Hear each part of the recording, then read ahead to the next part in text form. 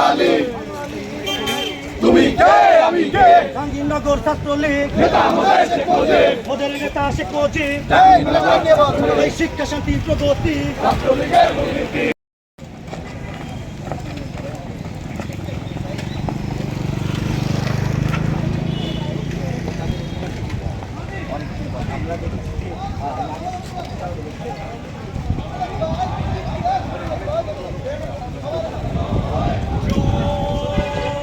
ভয় নাই, রাজপথ ছাড়ি নাই, ছাড়ি নাই, শেখ হাসিনা ভয় নাই।